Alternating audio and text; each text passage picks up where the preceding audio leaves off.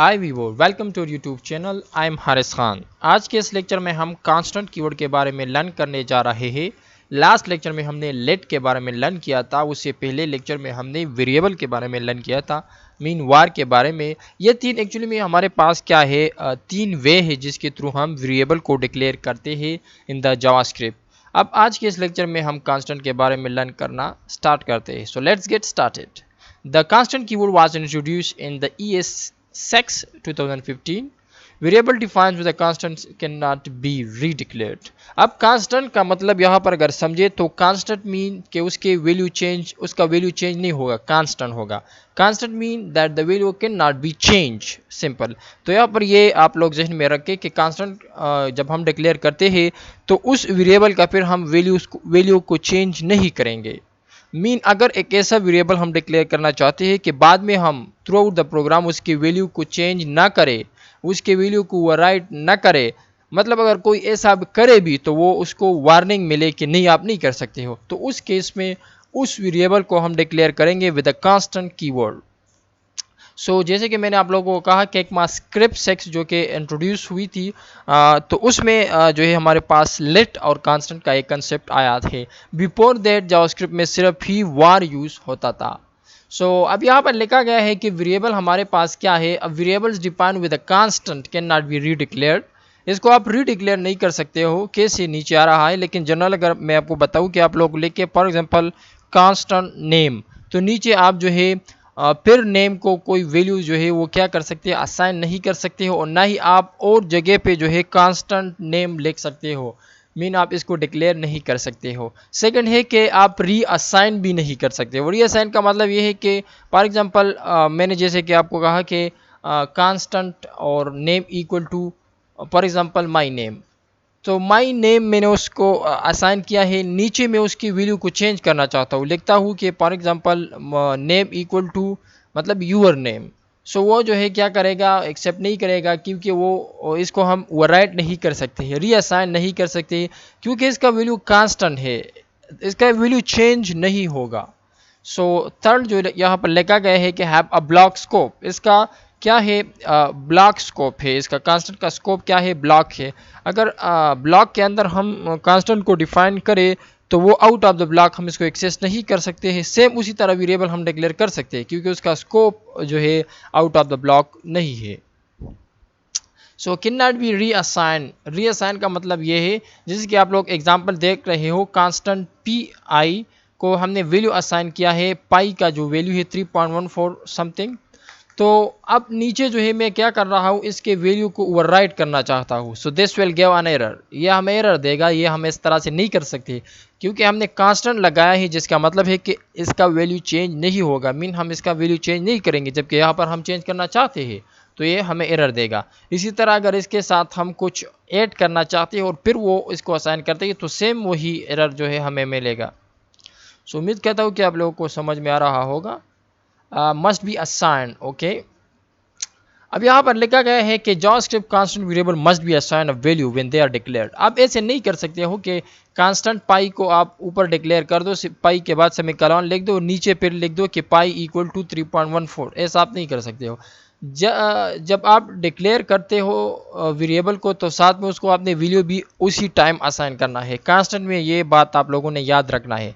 जैसे कि यहाँ पर लिखा गया है कांस्टेंट पाई इक्वल टू 3.14, इसी तरह से आप लोगों ने करना है। बात को समझ रहे हो? अगर नहीं समझ रहे हो तो नीचे ये एग्जांपल देख लो। ये जो इनकरेक्ट है कि हम लिखे कि कांस्टेंट पाई और नीचे फिर पाई को जो है वैल्यू असाइन करें, ये एक्सेप्टेबल नहीं है। और हम डायरेक्टली कांस्टेंट पाई लिख भी नहीं सकते। हमें इनिशियलाइजेशन जो है, असाइन मीन वैल्यू असाइन करना जो है वो ज़रूर जो है यहाँ पर करना है। At the time of declaration हमें इनिशियलाइजेशन भी करना है। ये जो वैल्यू हम असाइन करते हैं इसे इनिशियलाइजेशन कहते हैं। ये जो कांस्टेंट पाई लिखा है इसे डिक्लेरेशन कहते हैं। डिक्लेरेशन और इनिशियलाइजेशन दोनों हमें एट अ टाइम करना है इन the same line for the constant keyword. Otherwise और के लिए हम कर सकते हैं, लेकिन ये कांस्टेंट में सिर्फ ये है, रिस्ट्रिक्शन है। When to use JavaScript constant. JavaScript constant हम किस मतलब कब यूज़ करें? As a general rule always declare the variable of the constant unless you know that the value will change. तो उस केस में जब आप लोगों को मतलब आप लोग चाहते हैं कि इस चीज़ का वैल्यू चेंज ना हो, तो उसके लिए आप यूज़ कर सकते हैं, चाहे वो एरे हो, चाहे वो ऑब्जेक्ट हो, चाहे वो फंक्शन हो, चाहे वो रेगुलर एक्सप्रेशन हो। सो you can use constant for it. अब ऑब्जेक्ट एंड एरे में हम कांस्टेंट को कैसे यूज़ करेंगे? So the keyword constant is a little misleading. ये थोड़ा मिसलीडिंग है, वो मिसलीडिंग आप लोगों को अब क्लियर हो रहा है, don't worry about it. It doesn't define a constant value, it defines a constant reference to a value। अब ये यहाँ पर constant value को define नहीं करता है, ये reference को define करता है। कैसे? लोग, because of this you cannot reassign a constant value, reassign a constant array, constant object, ये तीन चीज़ें तो आप नहीं कर सकते हो, आपको पता है क्योंकि constant है। लेकिन आप कर क्या सकते हो?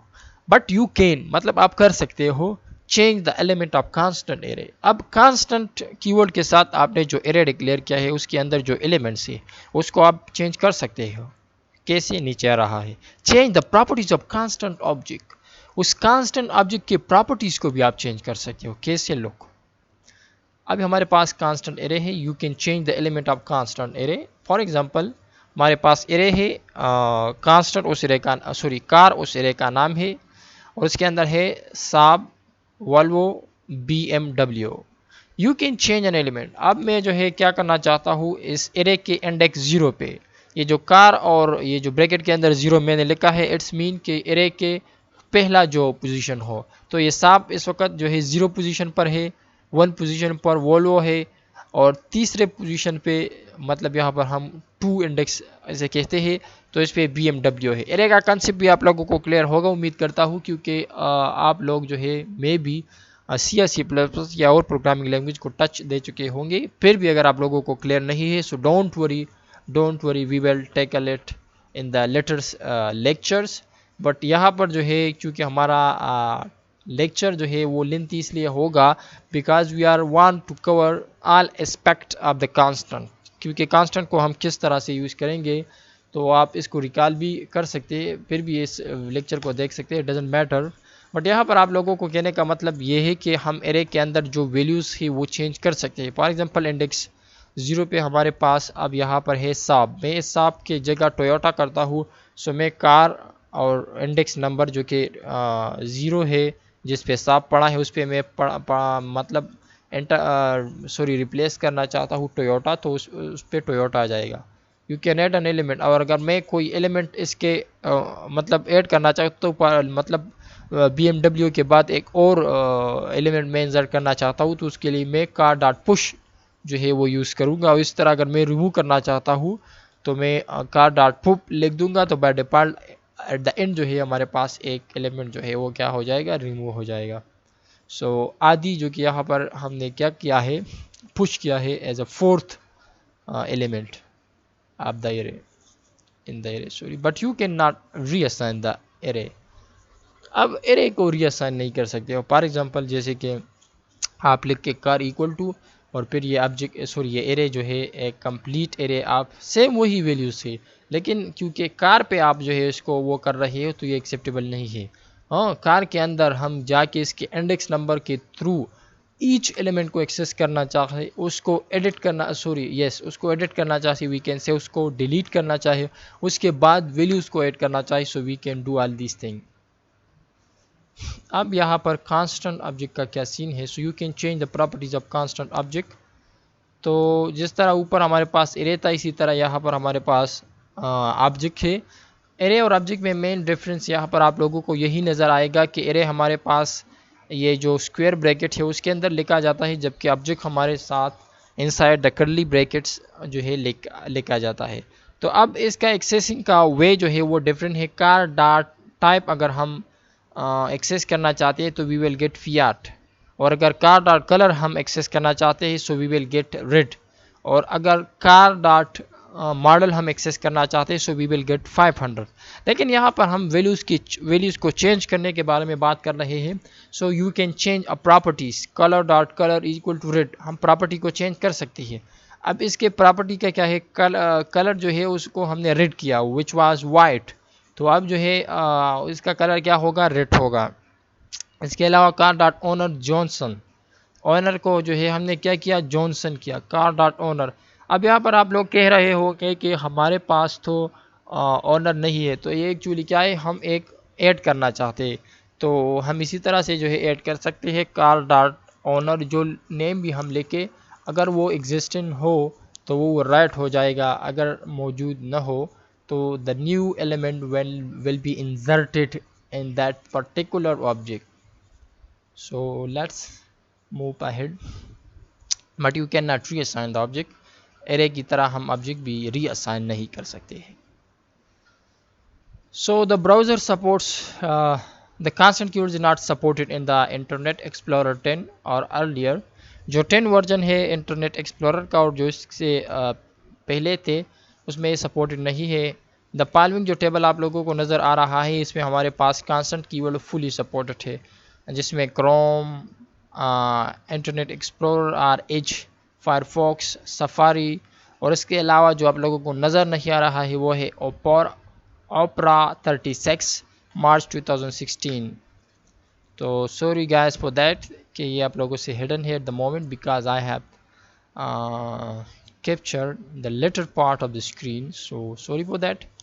ब्लॉक स्कोप जो कि हमने ऊपर कहा था कि ब्लॉक्स का स्कोप होगा हमारे पास कांस्टेंट कीवर्ड के.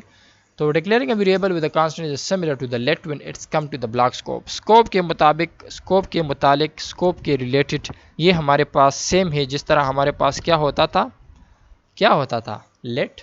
तो लेट और ये दोनों जो है क्या है, ये दोनों सेम है. So guys, the x declared in the block in this example is not the same as the x declared outside the block. ये पहले भी मैंने आपको कहा कि ब्लॉक के अंदर x जो डिफाइन किया गया है और ब्लॉक के बाहर, तो इन दोनों का एक दूसरे से कोई ताल्लुक नहीं है, क्योंकि ब्लॉक के अंदर जो x इक्वल टू 2 है वो x इक्वल टू 10 को नहीं देखता, नहीं जानता. इसी तरह जो है x equal to 10 x equal to 2 को नहीं जानता, नहीं देखता. तो ब्लॉक के बाद जो है जो वैल्यू को हम मतलब x को एक्सेस करना चाहे तो वो हमें 10 मिलेगा, और अगर ब्लॉक के अंदर करना चाहते हैं तो दैट विल बी 2. सो उम्मीद करता हूँ कि आप लोगों को क्लियर होगा. You can learn more about the block scope in the latter chapter JavaScript scope में, फिर आप इसके बारे में मज़ीद भी लर्न करेंगे. रीडिक्लेयरिंग का क्या सीन है यहाँ पर. So redeclaring JavaScript variable is allowed anywhere in a program. अब जावास्क्रिप्ट का ये जो वेरिएबल है वार, तो ये एनीवेयर जो है हम इसको क्या करते हैं, रीडिक्लेयर कर सकते हैं. फॉर एग्जांपल मैं लिखूँ var x equal to 2, var x equal to 3, x equal to 4, तो ये सब जो है अलाउड है सिर्फ वार में. लेट और कांस्टेंट में इसमें क्या है, there are complect, there ambiguity, they are different. So अब आपको क्लियर हो जाएगा. Redeclaring an existing var or let variable to constant in this same scope is not allowed. कैसे लोग, var x equal to 2, constant x equal to 2, constant x equal to 2 is not allowed, as you can see not allowed comment में लिखा है. इसी तरह block के अंदर भी अगर इस तरह से हम करना चाहें तो वो भी अलाउड नहीं है. इसी तरह अगर नीचे हम कांस्टेंट के वैल्यू को जो है रीडिक्लेयर करना चाहते हैं सो वो भी अलाउड नहीं है. So hope you are getting these things. Reassigning an existing constant variable in the same scope is not allowed. अब रीअसाइन अगर आप करते हो एग्जिस्टिंग जो कि हमारे पास ऑलरेडी मौजूद कांस्टेंट वेरिएबल हो, अगर इसको हम रीअसाइन करते हैं तो वो भी अलाउ नहीं है सेम स्कोप में. अदरवाइज ब्लॉक स्कोप में तो वो नहीं जानता उसको, इसलिए अलाउ हो सकता है. सेम स्कोप का मतलब ये है कि या तो आउटसाइड का जो स्कोप होगा या इनसाइड का स्कोप होगा. That will be considered as a same scope. Sorry. So जैसे कि constant x is equal to 2, तो इसको हम री असाइन नहीं कर सकते, री डिक्लेयर भी नहीं कर सकते हैं, चाहे वो विद वार हो, चाहे वो द लेट हो या विद कांस्टेंट हो, इसके साथ हम नहीं कर सकते. इसी तरह अगर स्कोप के अंदर भी हम x को एज अ कांस्टेंट डिक्लेयर करें तो ना तो इसको हम री असाइन कर सकते हैं, ना तो इसको हम री डिक्लेयर कर सकते हैं as a var, as a let, as a constant. So these all are not allowed. Redeclaring a variable with a constant, another scope or another block is allowed. अब अगर हम रीडिक्लेयर करते हैं वेरिएबल को कांस्टेंट कीवर्ड के साथ other scope में या अदर ब्लॉक में तो फिर वो अलाउड है. फॉर एग्जांपल मैं x इज इक्वल टू 2 लिखता हूँ आउटसाइड द ब्लॉक, और ब्लॉक के अंदर मैं लिखता हूँ x equal to 3, so these are allowed. अब एक और ब्लॉक है हमारे पास स्कोप है तो उसमें भी मैं इसको वो कर सकता हूँ रीडिक्लेयर. तो these were something special about the constant सो उम्मीद करता हूँ कि आप लोगों को क्लियर हो चुका होगा। तो ये कुछ चीज़ें थे जो कि थ्योरी में समझना ज़रूरी थे, इन चीज़ों को प्रैक्टिस करना वो नहीं था इतना। तो इंशाल्लाह नेक्स्ट लेक्चर से जो टॉपिक हम करेंगे साथ में उसको प्रैक्टिस भी करेंगे, लेकिन ये चीज़ें ऐसे है कि इसको प्रैक्टिस की ज़रूरत नहीं थी। जनरल आप लोगों को सिर्फ आइडिया होना चाहिए about this thing, because we will be using this things, so then you should have idea about it. So will meet in the next lecture, till that इजाज़त दीजिए, अल्लाह हाफिज़।